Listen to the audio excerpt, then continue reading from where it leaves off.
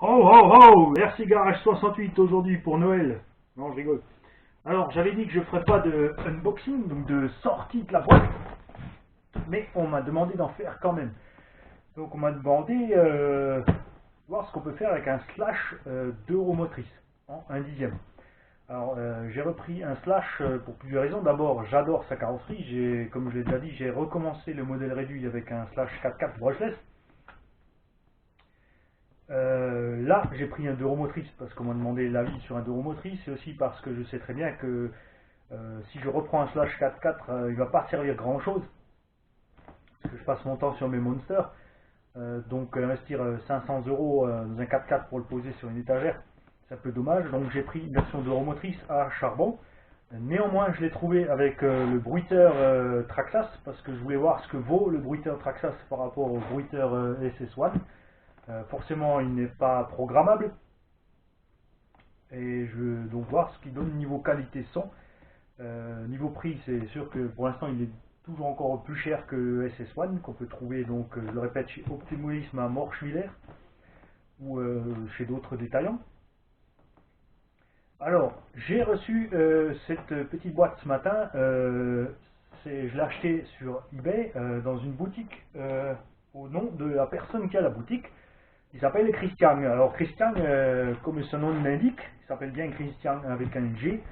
Et il nous vient du sud, il nous vient du Gros du Roi. Et Christian, c'est un vendeur super cool. Déjà, Christian nous fait des prix d'enfer. Merci Christian. Et quand vous avez acheté votre machine chez Christian, la première chose qu'il fait, c'est de vous contacter. Alors Christian m'a rapidement appelé dans le quart d'heure ou la demi-heure qui a suivi l'achat. Après m'avoir demandé mon numéro de téléphone, savoir s'il pouvait m'appeler. Déjà pour me dire quand est-ce qu'il pourra poster l'engin. Il m'a aussi dit que le carton, et ça c'était précisé aussi dans l'annonce, était légèrement endommagé. Donc il me l'a reprécisé pour être sûr qu'il n'y ait pas de couac à ce niveau-là.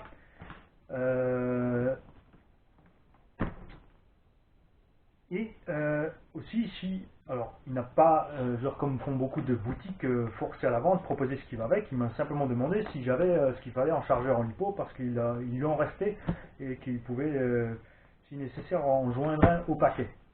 Donc un grand merci à Christian. Il a envoyé rapidement comme promis, et on va donc déballer la machine et voir ce qu'il en est.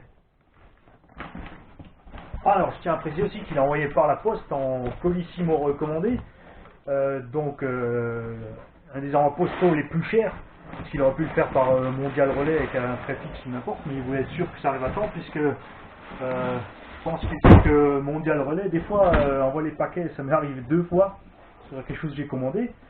C'est bien, c'est pas cher Mondial Relais, mais le paquet est arrivé dans le mauvais point de dépôt. Il est donc reparti, et le paquet donc est resté 10 jours en route avant de finalement arriver à mon point relais.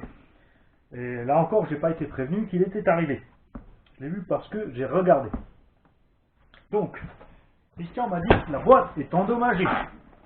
Alors pour vous dire que Christian est soucieux, quand il dit que la boîte est endommagée, je ne sais pas si on le voit à la caméra, mais bon, elle a quelques petits coins qui ont frotté, mais quand il m'a dit endommagée, je m'attendais à un carton démoli totalement. Pour la couleur et les pneumatiques, on va se laisser surprendre. D'après le carton, j'ai les petits pneus à crampons. J'aurais préféré les BF Goodrich, mais c'est pas livré avec cette version. Donc la radio Traxxas TQ qui livrée avec ne possède pas le bouton multifonction. Elle a néanmoins ici le petit interrupteur de 3e voie en plus. Alors cet interrupteur il sert à quoi? Il coupe en fait les gaz, c'est-à-dire que vous pouvez, une fois le bruiteur enclenché, quand vous démarrez, vous touchez la gâchette pour démarrer, le bruiteur va démarrer, comme c'est le cas sur le SS1 ou le SSTT. Et ensuite, vous allez pouvoir accélérer à vide et faire hurler votre moteur sans que le véhicule ne s'en aille. En fait, ils ont pris ça je pense, de leur dragster avec le Launch System. Vous pouvez donc enclencher les gaz à 50%. Couper ici les gaz, la machine va hurler à 50%. Quand vous enclenchez ici, vous allez partir directement à 50%. Ce qui revient au même en fait que de mettre un coup sec à 50%. Mais bon, c'est des petits plus qu'on aime bien avoir sur nos RC. Alors, donc à l'intérieur du carton, tout est bien entier. Et j'ai de la chance, et j'ai reçu une carrosserie qui me plaît.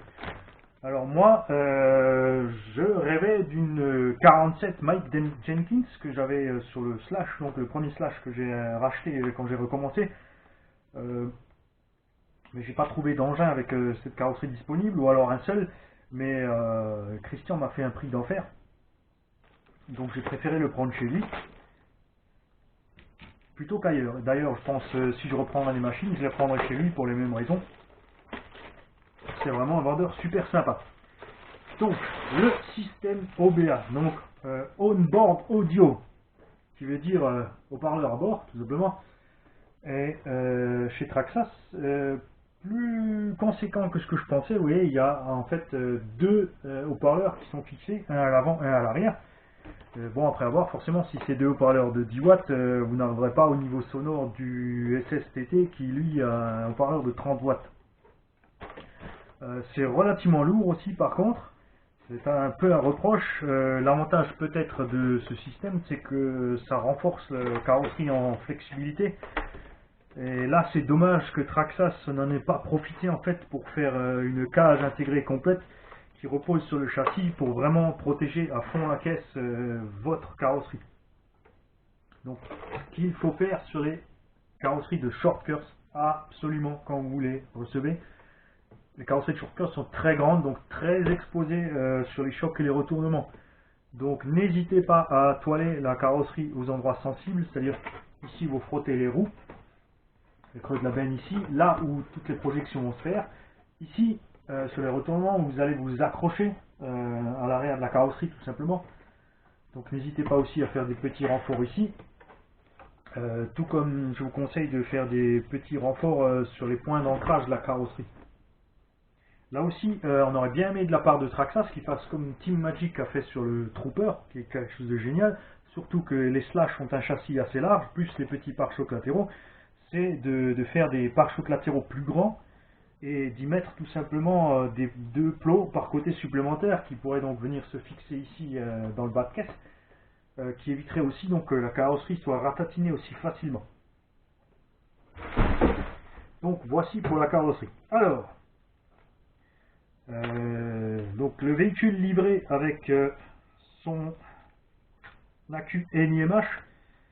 Alors, beaucoup aimeraient que Traxxas aussi arrête de faire du NMH tout simplement et nous livre tout de suite du lipo sorti du carton. Mais comme j'ai pu constater sur le IMAX pour le jeune, ces petites batteries NMH sont géniales vraiment si vous laissez rouler votre enfant tout seul sans votre surveillance. Parce que j'ai constaté une chose.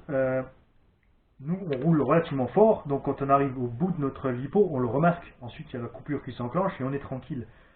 Lorsque ma compagne roule, ou son fils, ils roulent relativement soft, ce qui fait qu'ils ne vont pas forcément ressentir la coupure lipo, puisque comme ils roulent tranquillement, ils accélèrent tranquillement, ils sont sous le seuil où le variateur va couper, sauf sur certains variateurs, comme le Hobby qui coupe absolument les gaz, et même mettre du frein carrément, pour empêcher l'utilisateur de continuer à utiliser la lipo. Donc Christian m'a dit aussi que le véhicule était entièrement neuf, et c'est le cas. Le véhicule est absolument totalement neuf. Il y a tous les petits avertissements avec.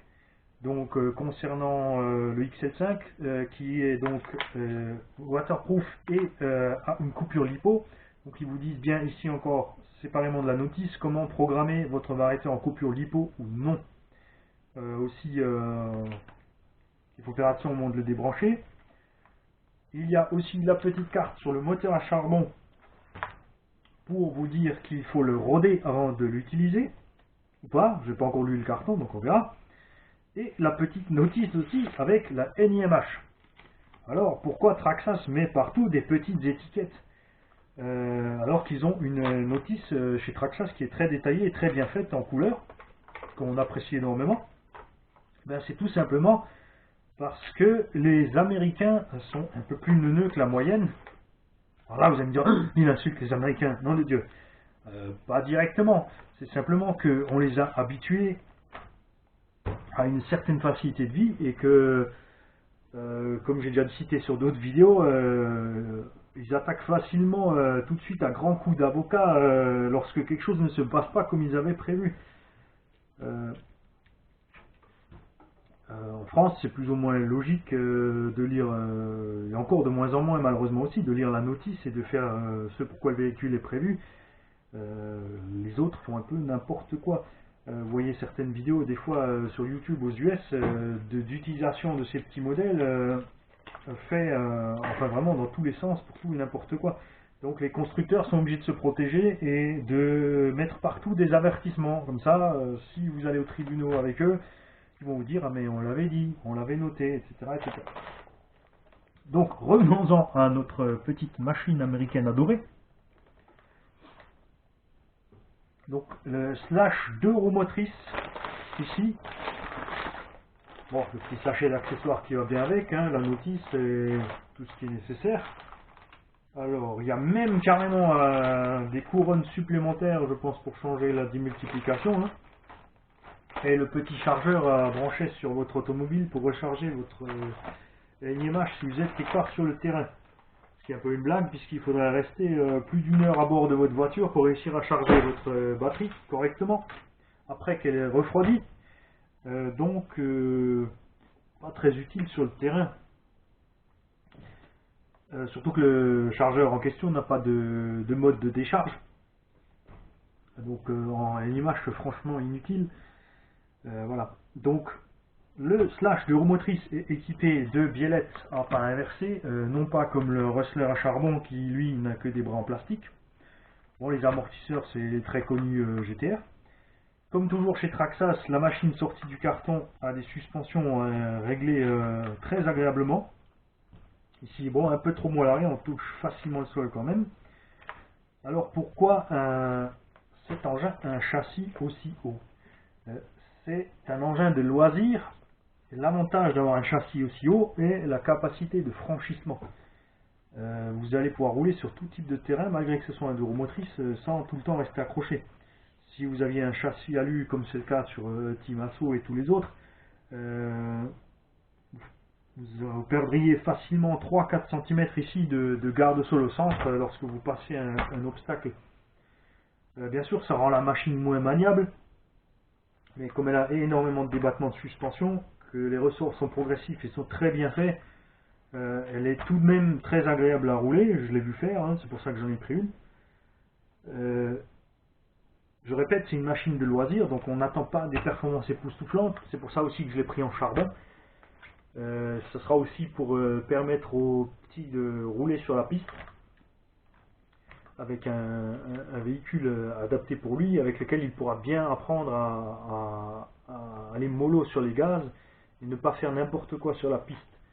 Évidemment, je pourrais lui donner tout de suite un rallye 4x4 brushless, mais il n'apprendrait rien à part mettre plein gaz et freiner comme une brute sur les virages. Là, il va être obligé d'apprendre comme il faut et à gérer correctement pour suivre le rythme en fait. Ce qui est quelque chose de beaucoup plus efficace. J'ai remarqué avec les débutants, avec les véhicules, au lieu de leur mettre quelque chose de beaucoup trop puissant, il vaut mieux leur mettre moins de puissance. Comme ils vont vouloir vous suivre, ils vont grandement améliorer rapidement leur technique de conduite.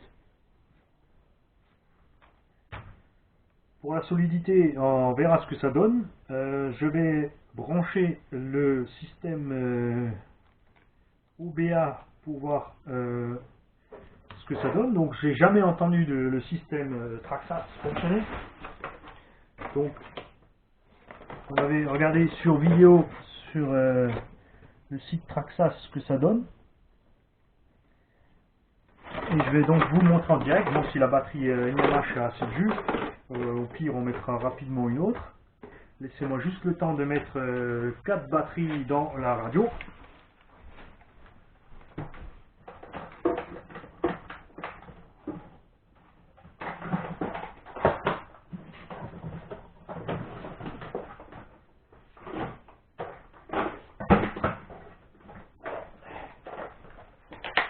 Me revoilà.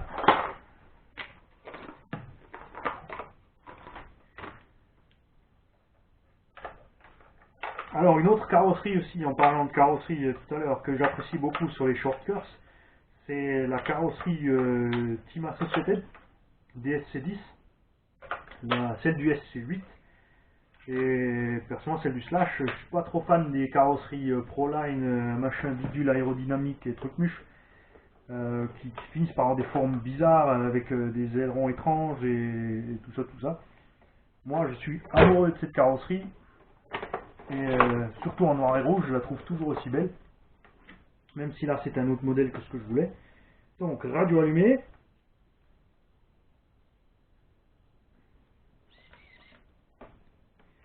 Donc la direction est bonne. On va voir ce que nous dit le...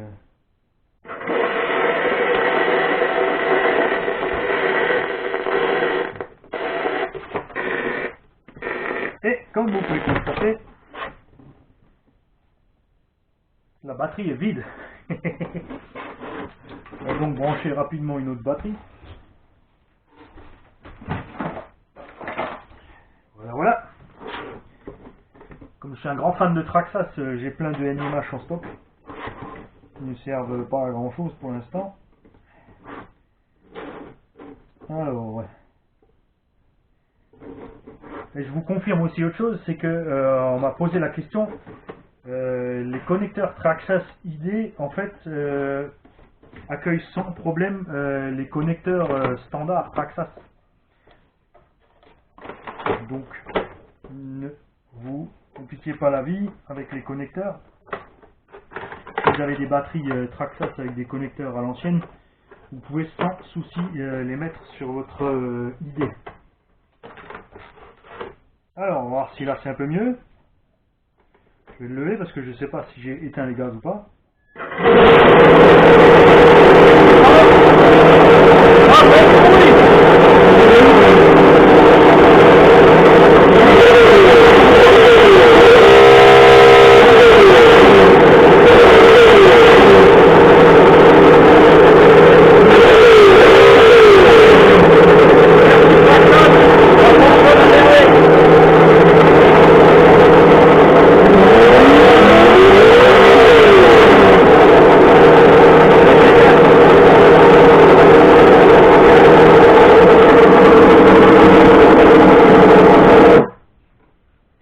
Donc vous avez entendu, ça marche franchement bien.